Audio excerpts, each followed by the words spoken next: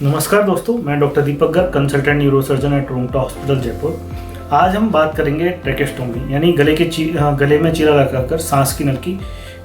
क्यों लगाई जाती है और कैसे लगाई जाती है और इसके लगाने के क्या क्या फ़ायदे हैं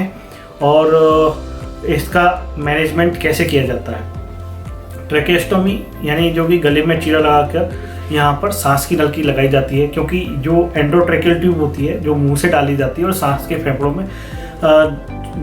तक जाती है, उससे क्या कि जो ऑक्सीजन सप्लाई दी जा सकती है, या तो जो ऑक्सीजन की ट्यूब यानी टी पीस के द्वारा दी जा सकती है, या वेंटिलेटर अटैचमेंट किया जाता है। वेंटिलेटर जो कि सांस की मशीन को बोलते हैं। अब किसी पेशेंट जैसे कि हेड इंजरी पेशेंट्स हैं या कोई लॉन्ग टर्म पेशेंट्स हैं जिनको की रिक्वायरमेंट रहती है कि हमें पता है कि उनकी बीमारी लंबे टाइम तक चलेगी और उनको सांस की मशीन पे या उनको ऑक्सीजन की रिक्वायरमेंट है कि जो सपोर्ट है ऑक्सीजन का वो लॉन्ग टर्म तक हमें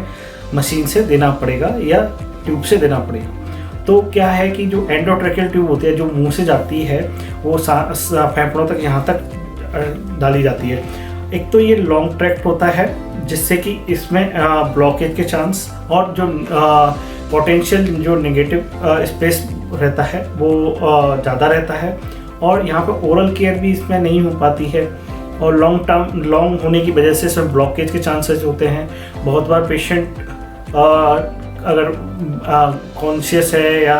मतलब मूवमेंट्स कर रहा होता है, दांतों का मूवमेंट कर रहा होता है, कभी कभी दांतों के बीच में भी ये इसको ट्यूब को दबा सकता है जो एंडोट्रेकियल ट्यूब होती है। तो उसमें की ब्लॉकेज की अगर उन्होंने दांतों के बीच में दबा दी या काट दी तो उससे क्या होता है, पेशेंट को सडन रेस्पिरेटरी डिस्ट्रेस हो सकता है या वेंटिलेटर से डिस्कनेक्ट हो सकता है, जिसकी वजह से उसको दिक्कतें हो सकती हैं। तो ऐसी अगर पेशेंट को अगर 3 से 4 दिन से ज़्यादा लंबे टाइम तक अगर ये ट्यूब रखनी पड़ती है तो फिर यहाँ पे गले में चीरा लगाकर ट्रेकेस्टोमी की जाती है।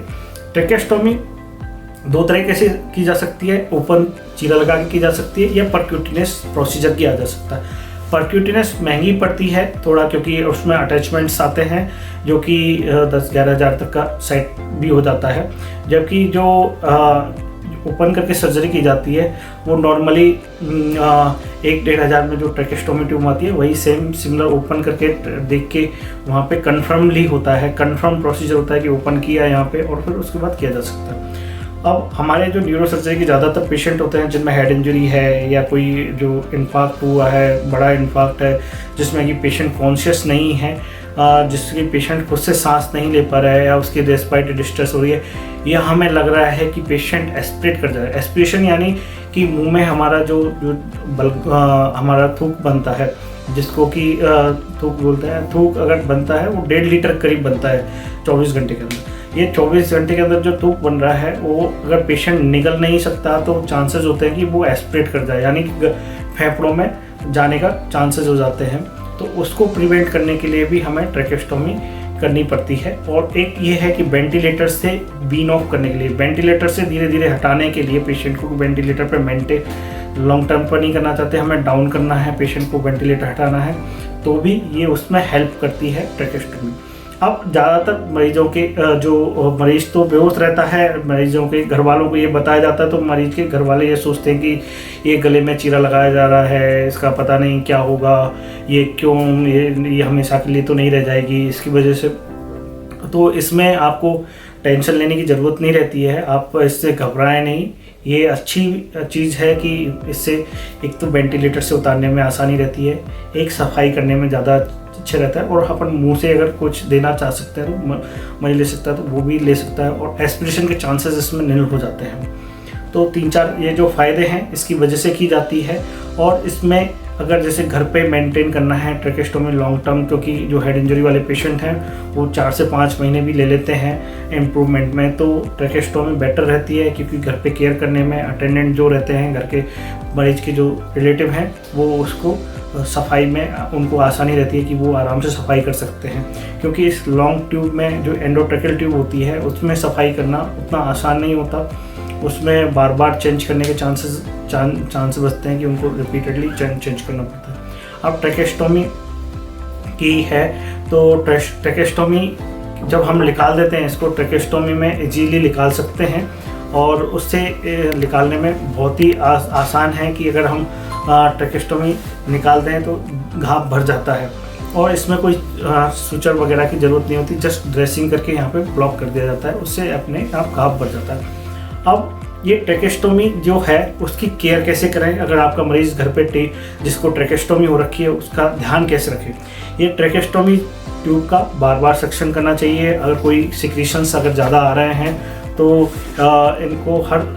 2 घंटे 3 घंटे पे सक्शन की ज़रूरत पड़ती है, जिससे सिक्रीशंस बहुत ज़्यादा आपको जो ट्यूब है सक्शन की उसको नहीं डालना होता। ओनली अराउंड फिंगर, जो आपकी जो फिंगर है उससे जस्ट थोड़ा सा ज़्यादा 5 to 6 इंचेस अपन डाल देते हैं तो कैरिना तक पहुंच जाता है, वहाँ तक सफाई कर सकते हैं, उससे ज़्यादा की ज़रूरत नहीं होती है। और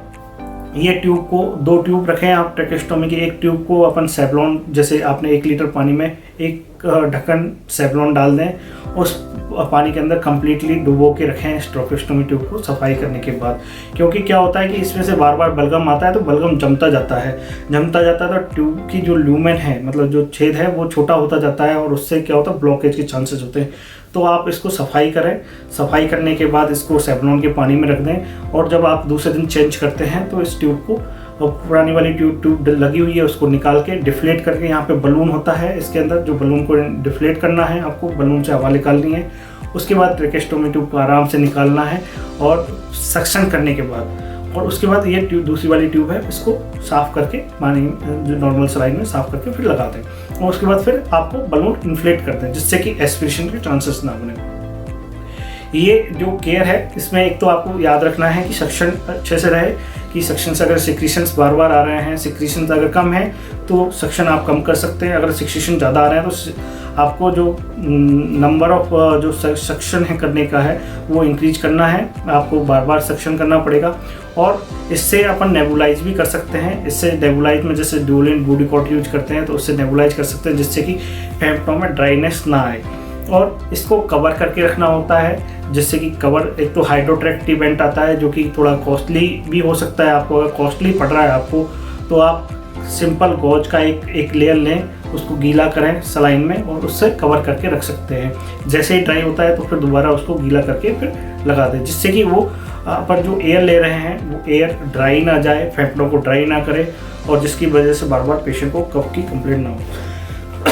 तो ये अपन ट्रेकेस्टोमी केयर कर सकते हैं। और ट्रेकेस्टोमी से डरे नहीं आप, मेरा यही राय है कि आपका अगर पेशेंट को किसी को हेड इंजरी है या लॉन्ग टर्म वेंटिलेटर की ज़रूरत है, आपके डॉक्टर ने आपको सलाह दी है कि ट्रेकेस्टोमी करनी है और ट्रेकेस्टोमी से ना घबराएं। बहुत बार ये भी होता है कि जैसे ENT नाक कान गले के डॉक्टर होते हैं, उनके यहाँ पे जो ट्यूमर्स होते हैं, लैरिंजियल ट्यूमर्स होते हैं कि जो, तो वहाँ पे भी ट्रेकेस्टोमी की जाती है, क्योंकि वहाँ से पेशेंट को सांस लेने में दिक्कत हो रही है तो यहाँ से ट्रेकेस्टोमी। ऐसे जो ENT के पेशेंट हैं जिनमें ट्यूमर ज़्यादा तो उनमें परमानेंट रखने के चांसेस रहते हैं, लेकिन जो हेड इंजरीज के पेशेंट है, अगर पेशेंट इम्प्रूव करता है तो बाद में ट्रेकेस्टोमी ट्यूब निकाल दी जाती है। लेकिन ये जो आप बलून इन्फ्लेट करते हैं, बलून को एवरी 2 आवर्ली या 1 आवर्ली डिफ्लेट करके रखें थोड़ी देर, जिससे कि ये ट्रेकिया में क्या होता है, जो अपन जिस ट्यूब के अंदर ये डाली हुई है उसको ट्रेकिया बोलते हैं। सांस की जो नली है अपनी नॉर्मली, उसके अंदर रिंग्स होती हैं जो कि प्रेशर के कारण कमज़ोर होने का चांसेस होता है, या जो ट्रेकियल रिंग है वो धीरे धीरे उन पर प्रेशर की वजह से वो डैमेज हो जाती हैं और फिर वहाँ पे क्या होता है कि कोलैप्स होने का, ये ऐसे जो आपने देखा होगा हॉस पाइप होता है उसमें जो हार्डनेस होती है वैसी हार्डनेस इसमें रहती है। लेकिन ये अगर लॉन्ग टर्म अपन अगर इसको बलून को फुला के रखते हैं तो उसमें इसका डैमेज होने का चांसेस हो सकता है। इसलिए आप बलून को बीच में आप डिफ्लेट करके रखें, जिससे कि इसमें इसकी ट्रेकियोमेलेशिया, जिसको ट्रेकियोमेलेशिया बोलते हैं, या ट्रेकियल डैमेज होने का चांसेस नहीं होता, जिससे कि इजीली आराम से बाद में अपन निकाल सकते हैं। और एक बार जब पेशेंट इम्प्रूव हो जाता है और ट्रेकेस्टोमी ट्यूब निकाल दी जाती है और यहाँ पे बस ड्रेसिंग का पैच लगाया जाता है, दूसरे दिन या तीसरे दिन तक कंप्लीट ऑब्लिट्रेशन और कंप्लीट घाव भर जाता है। नमस्कार दोस्तों, अगर ये वीडियो आपको पसंद आया है तो लाइक एंड सब्सक्राइब करें और आप हमसे अधिक जानकारी के लिए और या अपॉइंटमेंट लेने के लिए नीचे दिए गए नंबर पर संपर्क कर सकते हैं। धन्यवाद।